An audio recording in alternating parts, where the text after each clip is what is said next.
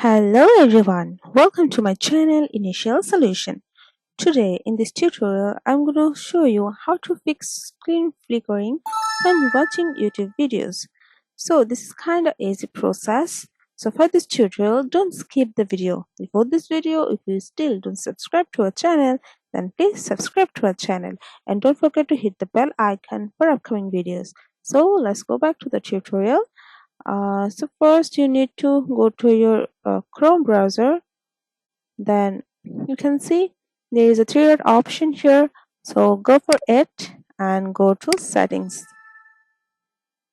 Now when you are in this page, go for search here hardware.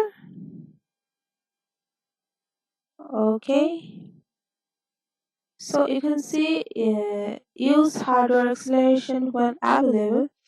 So, and this is most likely what is causing your screen flickering when you are watching YouTube.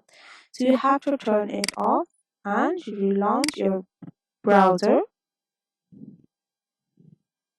And now take a new tab, go to youtube.com. Okay. Now play a video randomly over here. Okay. And you should get rid of this screen flickering. So guys, this is how you can fix screen flickering when watching YouTube videos.